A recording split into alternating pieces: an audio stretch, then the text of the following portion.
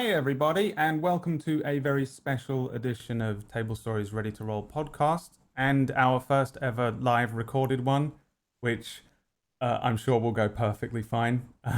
Today we've got an honoured guest for a chat about all things tabletop. It's the creative director and lead designer of Monte Cook Games, Monte Cook himself.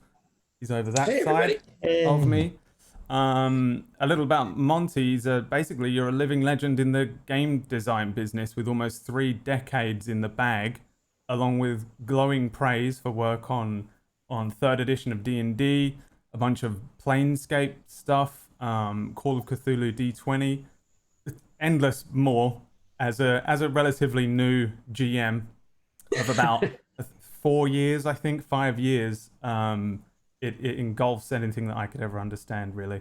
But you're also the co-creator of Numenera, which is a sci-fi system which is set like 1 billion years in the future of Earth, and maybe arriving on a table story show soon. Monte Cook, thank you very much for joining us.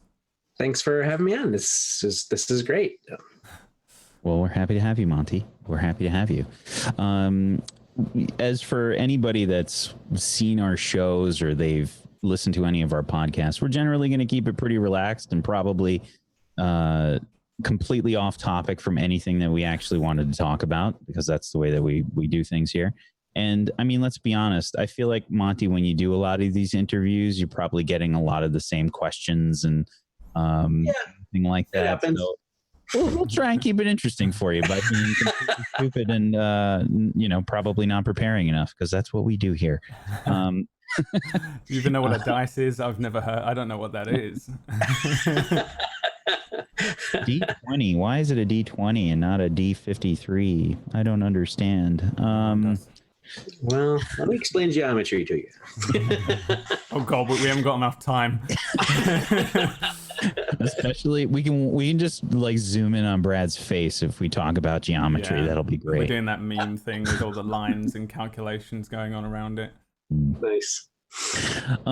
So I guess a good place for us to start, Monte, is maybe talking about your start in the whole tabletop gaming thing. I mean, one of the things I'm always the most interested in is that spark that gets people interested in this stuff. I've talked about mine. Brad's talked about his. I think a lot of people would love to hear where it happened for you. Where was that magic moment that you said, this is amazing, I need to, oh my God, did you see a game? Did you just jump into a game? How did it all come about? I kind of have 2 different moments like that. One that got me into role-playing games in general, and then one that kind of got me off on this track of doing it professionally. And the first one is just, I know this is not the story that you hear from very many people, but it happened in Sunday school. And there were 2 kids, they were brothers, and they were talking about something that they had done the night before. And they were like, they were talking about like a magic crown and traps and something about a map on graph paper. And I had no idea what they were talking about, but I knew I wanted in, right? Something about it just was so magical. And immediately like jumped, even being the sort of timid little kid that I was was so entranced by this that I said, "Hey, what are you talking about? Can I play that game?" And I did, and didn't get along great with them, but was totally hooked on role-playing games forever after that, and found different people to play with and everything. Why didn't you get on with them? Here we go. I'm already on a tangent. I want to know what they did at the table. This one kid picked his nose and ate it. It was the grossest thing I've ever seen. It was for sure somebody that was just a murder hobo stealing all the loot. Probably, I'll be honest, I'm talking about something that happened to me 40 years ago, so I don't remember a lot of the details. But yeah, they You can just make it up. I was after sort of the, you know, epic grandeur and magic and everything, and they wanted to do sort of more, you know, fart jokes and that kind of thing. And so I think I was disenchanted with them, but somehow still retained the love of the idea of what I felt like D&D and role playing games could be. Did it inspire you to GM? Did it inspire you to stop being a player and then to pick up the GM book? It did. It immediately did. And so this is far back enough that they were the books that they had, and you guys are too young to even know what I'm talking about, but these were the little tiny brown books that were the original D&D. And I came in just sort of at the cusp when Gary Gygax was writing sort of first edition advanced Dungeons and Dragons with the Dungeon Master's Guide and all that stuff. So I went out, you know, after saying, okay, I'm not going to play with those guys anymore, but I want to do this on my own, you know, with like run a game. I went looking for those books and I couldn't find them because, of course, they weren't around anymore. And so the first D&D book that I stumbled upon that I bought myself was the Dungeon Master's Guide. And back at then, the very thought of trying to learn how to play with only a Dungeon Master's Guide was a real challenge, because I had all this information about like magic items and diseases and stuff like that, but I had no idea. I didn't have rules for how to make up a character. Right. So yeah. You had like a great settlement with no one in it. Right. Yeah. And they didn't have the same kind of like editors and whatnot that exist now, right? To sort of like take this vast amount of information and present it in such a way that it's understandable. And, you know, so I love the first edition Dungeon Master's Guide. I think, you know, because it was my first book, right? I mean, it sort of shaped me, but it is like reading Ulysses. It is a stream of consciousness. Here's everything that I've ever thought about being a dungeon master by Gary Gygax. And it's all good stuff, but it's just, whoosh, there's no chapters. It's just goes on and on and on and on and on. Just like some DM notes. He's basically he's just sold his DM notes at first, and you just go, okay, well, who's that? Who's Bob? Do you remember your first game then that you ran with just the DMG, basically? Have any idea? Yeah, you know, I found one other guy, and got him to play. I honestly don't remember how. I think it was just what I remembered from playing before. We made up characters. Right. And then I remember just this weird dungeon that I'd kind of put together, because, you know, the Dungeon Master's Guide did have a sample dungeon in it. And so I kind of had an idea of what they were supposed to look like. And so I drew some crazy map. I didn't have graph paper. I bet that was like way better as a dungeon than like half the stuff that like people create as well. Just because like those like weird thoughts that you have before you have any structure of like how you should be building something is going to be like way more creative than like the actual structured thing that you're supposed to be making, right? Like, yeah, oh, but I need this room and I need this room. You weren't thinking that way. You just said, oh, that would be really cool. Let's put that really cool thing in there. That's like the first couple of years of my DMing was just, I didn't give any thought to like, oh, this is, you know, the ecology of this place, and this is what these people, right? It was just, no, this would be a cool room, and then this would be a cool room, and how about a room with 100 buttons on the wall, and they all do something different, right? Hold on, let me write this down. Wait a minute. Yeah, quick, take the notes. That's great.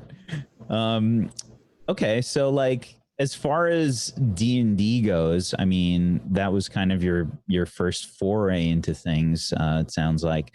What do you think were some of the more like memorable moments you had just in general, like overall? Do you have any like really standout either games that you maybe played in or like you GM'd yourself? I wouldn't even know where to start, right? I've been doing this for 40 years. But you know, what comes to mind? You know, lots of times, especially if I think about D&D, I feel like there was always fun and goofy mayhem involving traps. Like if you know the player's going through a dungeon and like I remember this really hilarious moment where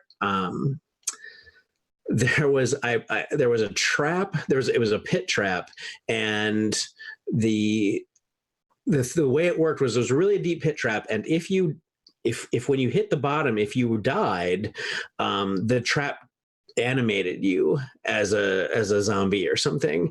And so, you know, of course the like the halfling thief is the guy who falls in the pit, and he falls down and then he comes up. And so I just describe, you know, to the rest of the group, okay, you see this horrible, hideous, you know, undead face peeking up out of the pit, crawling up to get you, right? And so of course the cleric just immediately turned it, and the cleric was high enough level that he didn't just turn it, he just disintegrated it. And so, so you know, he destroyed his friend. You know, stuff like that. A lot of kind of funny, memorable stories where players end up doing things to other players. For some reason, I find that funny. Honestly, it's genius, and I don't know why I've never thought of that before. I don't like. Whack is our resident GM of Doom, so you probably have. I'm the easygoing GM. We had a player who died, and they used animate dead on him, and then just walked him up to the nearest cleric and had them raise dead. Like that's where I'm like, oh yeah, you guys did it, congratulations. And Whack's probably got a few awful traps that force them to turn on each other and stuff like that. I ran a Curse of Strahd campaign, and I just didn't give them a lot of traps up until a certain point. So they got really confident and they didn't check anything. And then they ran into a spot where they hit a trap, and there was a wizard behind the door who's prepared. Surprise round trap, basically vaporized somebody right off the bat. And it was like a favorite character, and it was pretty brutal. Did you plan that? Did you like sit there like, I'm not going to introduce any traps for weeks, and just to lead them into a full sense of security? I don't think it was really a plan. It was just kind of the way that they kind of like went about things. They just got really confident. They just didn't check anything. So, yeah. I also really love it. Almost all my other really good gaming stories come out of players being really creative, and I always will go with it, right? Because that's what I really love. And in fact, the more kind of creative and outlandish the idea, the more leeway I tend to give them. Like I remember it was again in a D&D campaign, the players all ran into a dragon in its lair, and there was something in the lair that they wanted. I don't remember anymore. But anyway, the thing was they negotiated with the dragon because they knew it was too tough to beat them. And so what they promised him, for in exchange for whatever the magic item was that they wanted, they were going to bring him a cow to eat. And so the dragon was like, all right, you bring me a cow and you got this thing. So then the hijinks that ensued in allowing them to get a cow and then lead it through this, because of course the dragon's way down deep in this dungeon, and dragging this cow and, you know, getting the cow over it, because they knew the layout of the dungeon, right? So they knew they had to get it over the pit trap and, you know, hooking up winches and pulleys to swing the cow over the pit trap. And it's already better than anything I've ever done. 100%, yeah. I would have just had a small set of stairs at the end that it wouldn't ever walk down, and then that would have been how they failed, and the dragon would have eaten them all. They say cows can't walk downstairs or whatever the phrase is. I don't know. I'm from the sea. Right at the end, right before the Yeah, dragon. just that's how you get into the actual central. Well, lair. they were using levitate spells to help, and they had all kinds of crazy ideas on how to move this cow in the most efficient ways. But yeah, there were lots of hijinks. That's a whole campaign coming up on Table Story soon. Just going to be like lead the cow to the dragon, the campaign module. Feed the dragon. That's the title right there. Feed the dragon. Oh man, that's really good.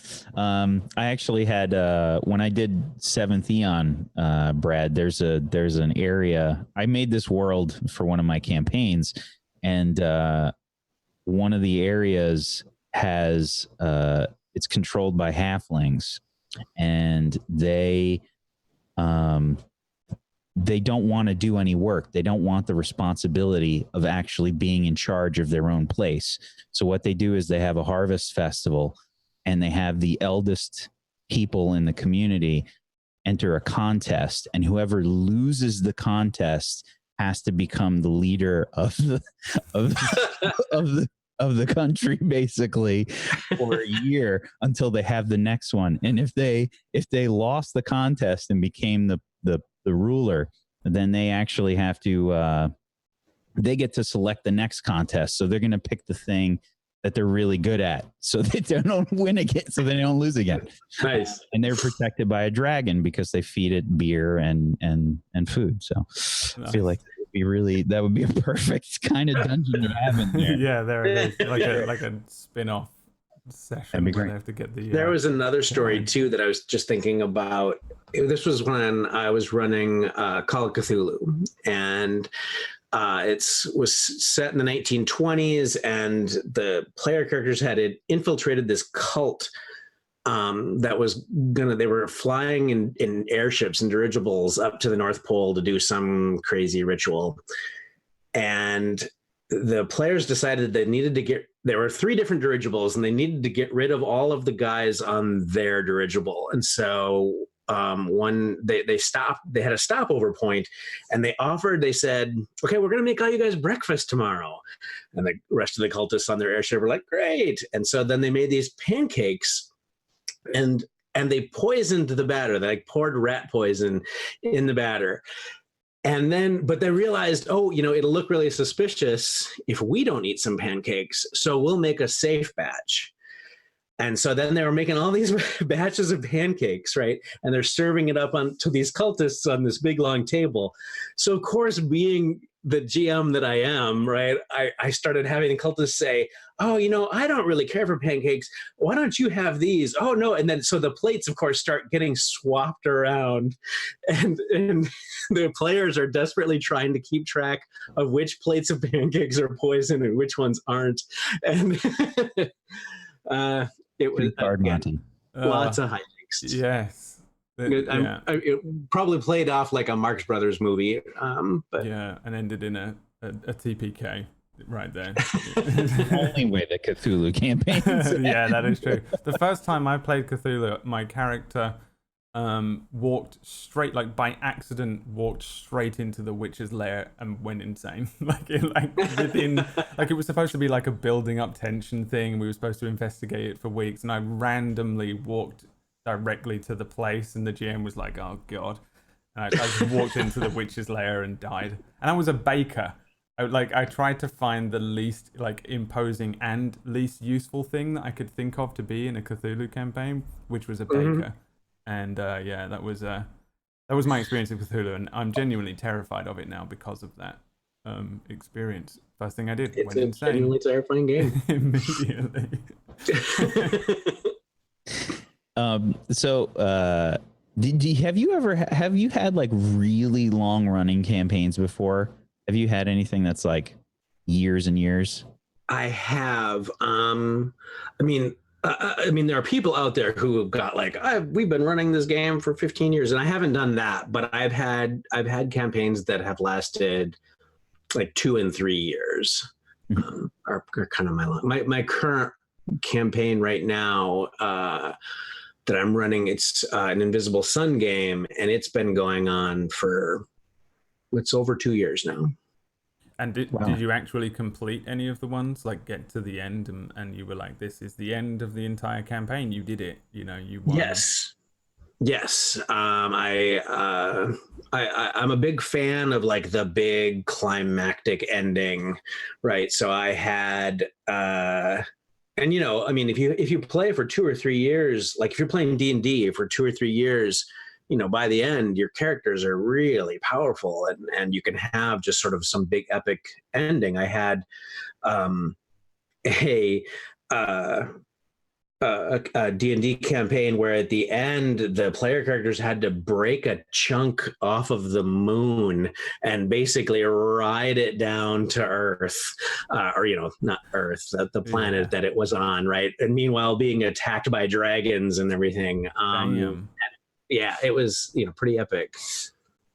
That is the aim for me at all times, is to get to that I was going to say we're doing I mean, our means of really getting involved in tabletop RPGs is through doing shows, right? So we kind of have to have the like 3-act kind of thing that's going on with a lot of our shows. So I think Brad is especially good at doing the really big final sort of scenes. I can't help it. It's because I come from like a production-y background, doing like video editing and things, and I can't help but be like, well, the music's swelling and that's just an accident, but now you are being attacked by a dragon right now. Like whoopsie.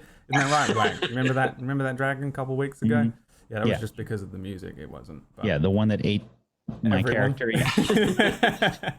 I love that though, right? That's the I mean, that's the joy, I think, of role-playing games, is you're suddenly experiencing this just grand, amazing, epic thing that, would make a fantastic movie. Yeah. That is like half the reason I do it, is just because it's just so fun to just see how big it can go. And like, I like doing the sort of world-ending level campaigns where you usually find out pretty early on, like the world is going to end and sorry, it's just you 4 that can save it, and then go. And then, as soon as they hit sort of level 5 in D&D though, I'm like, right, I need to figure out how to kill them because they're too strong. That's the problem. There's where my balance comes in, is I'm like, well, it needs to end now. They're too strong and they're killing all the good stuff, and I hate it. And I don't know any of those spells. I can't play anymore. Yeah, as soon as you hit level 10, if you're not dead by then, I'll just pull the plug anyway, because I have no idea what comes after that. I'm just imagining all the players kind of sitting around at the high end of level 4, just like looking for ways to lose experience points, because they know they're going to die at level 5. That's the way to play. As soon as you get counterspell, I hate you. And then, like, if you don't know how to play the game by then, you're in a real losing battle immediately. And I'm the good GM, as in the good guy GM. I'm probably the worst GM. I don't think I even know the rules yet. I'm still doing the thing that you said at the beginning, where you only had the GM's guide, and you were just like, I'll just make it up. That's still me 5 years in.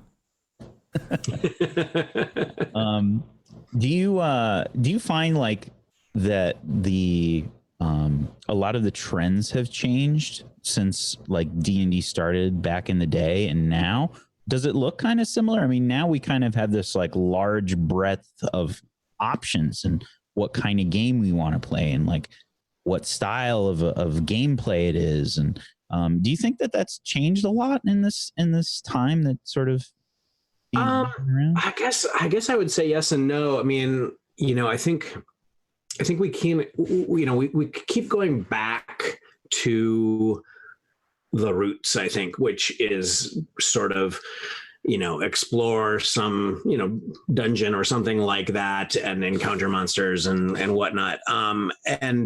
But there certainly have been times when I feel like it's become like I want to say like in the 90s, things became very much more story based, and you kind of had even D&D was, we weren't going down into dungeons as much. We were, sort of telling big epic fantasy stories and saving the world and whatnot.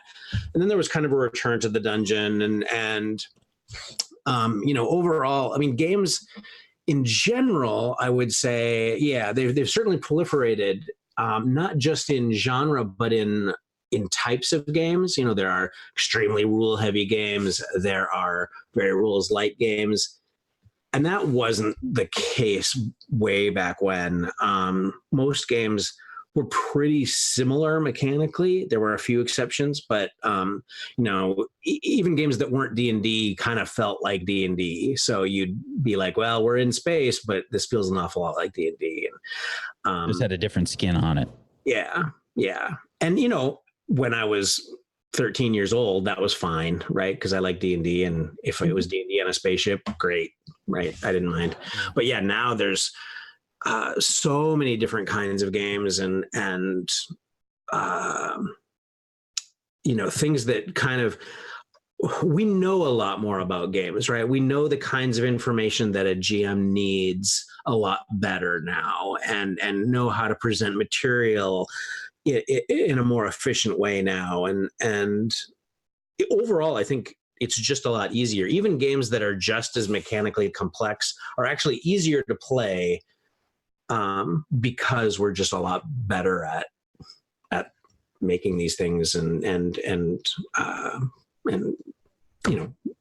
giving them to people in a way that makes sense.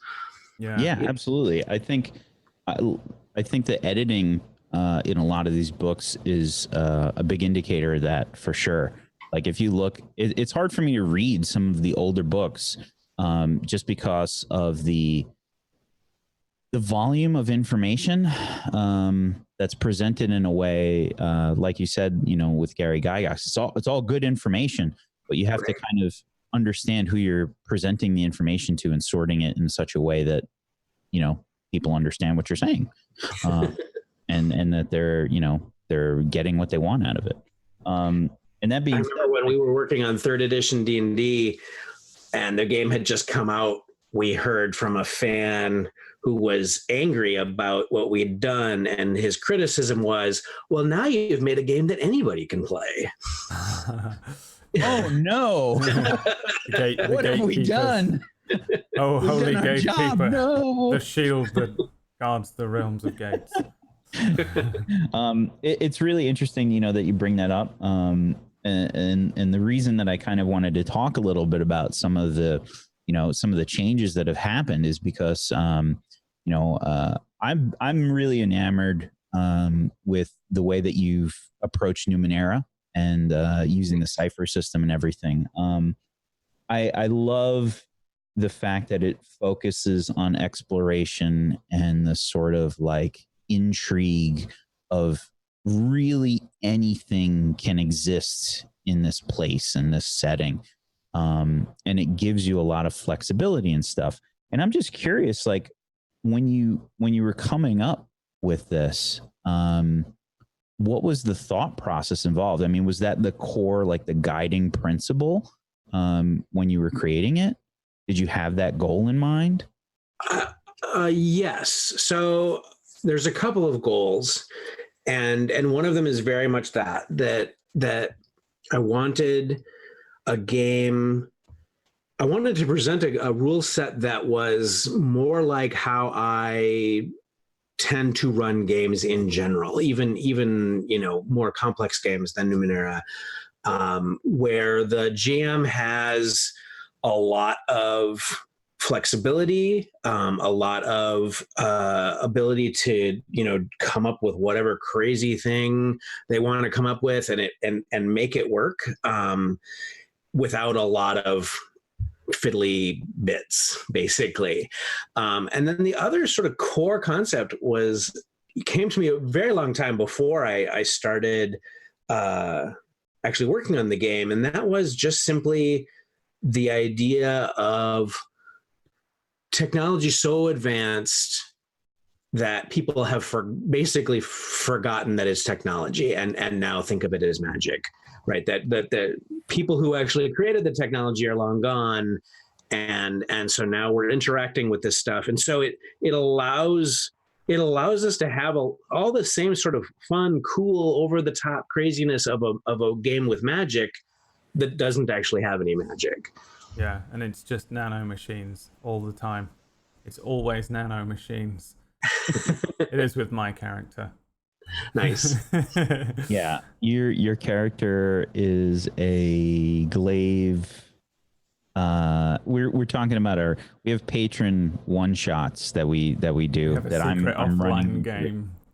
Yeah, that we have running, and I've basically killed one of his characters already, and this is a character number 2, This and is character number 2, and you're he's a glaive who bears a halo of fire, I believe. That's right. Nice. Yeah, and he's Yeah. he's kind of he's an old dude, and he's a little. I'm playing him as if he's just used way too many ciphers and things, so his mind is a little frazzled. Nice. And he's kind of he's a little skittish, and he's got this fiery thing that reacts to other things and other players and stuff. It's super fun. I love it. I did it as kind of a like a sonar with the halo of fire. I made it sort of like a sonar to help guide him.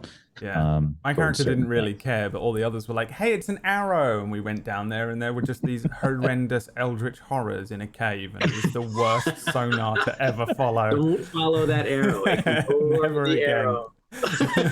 It's fine. It'll be fine. I'm sure it'll be fine. Well, he's still alive, so it's not Yeah. too bad. That's He also that's has big bonus. because I love the idea that it's set sort of in our future. It's just that there have been like 9 eras and eons that have gone past. So Right. you handed me this character sheet, Whack, and it said something like you have a martial arts book or something, and I wrote down that it was just sort of like the screenplay for Crouching Tiger, Hidden Dragon, but it's like it's like this one remnant from our era, from like the 90s or whatever, and he just walks around and uses it like this book of quotes, and he just seems really like effervescent and linguistically imaginative with all these quotes, but he's just reading from this dumb book that he's found. That's awesome. It's I think it's a wonderful thing when you can make a world like that can just basically have anything. And it's a challenge, I imagine, to do something like that so that it feels natural, right? So that it feels like it's a part of the game. I mean, I feel like there's so many different aspects to game design in general, right? Where you have like the actual mechanics, and then you have this, the setting. Do they actually mesh? Like when you're creating either thing, are you thinking about the other thing at the same time, or are they independent of each other and you're just sitting there like this? Roz? It's it's sort of different every time. I mean, sometimes the cart is in front of the horse, and sometimes the horse is in front of the cart. But with Numenera specifically, although I had some ideas for that game system independently, I created the game system initially to kind of fit that wild anything goes kind of thing. And the other, so in Numenera, the GM has the ability to kind of shape things with GM intrusions, right? That you can have kind of whatever interesting thing you want to have happen, right? The thing that always happens in the action movie, right? At exactly the wrong time, the rope starts to fray or whatever, right? And you can have that, and it's mechanically built into the game. But at the same time, the players have a lot more sort of autonomy over their own actions too, in that they can use effort. They can decide, oh, this is really important. I'm going to really, put a lot of effort into this, and use that limited resource. And so I think of it as a game system that has a lot of flexibility sort of on both ends. And that, I think, complements the setting where, like you keep saying it, anything goes, and you can have anything in the setting. That flexibility in both characters and GM, I think, makes that happen, makes that work. For sure. Yeah. And like, I think also it's because of that kind of thing. Like, we've been playing the offline game once a month. I think we get together for a few sessions so far. and I've been in and out of it. You've been running it for a little while, but the GM intrusions thing and the fact that you can kind of counter it as a player with your own thing and stuff like that is probably going to lend itself really well to a show. If we run a show of it,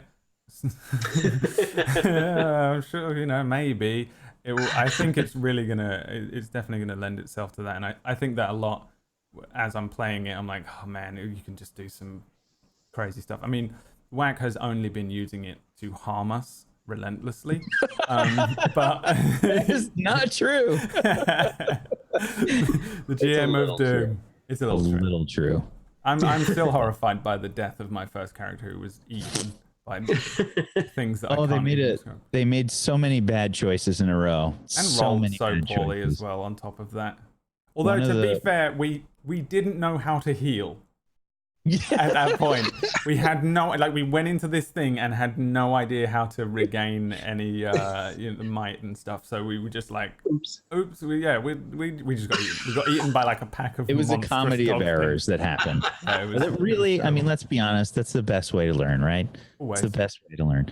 There was a character that was very flighty, and they kind of stayed back, and they intentionally split the party, and then so they went in with 3 people instead of 4 already, so that's an issue.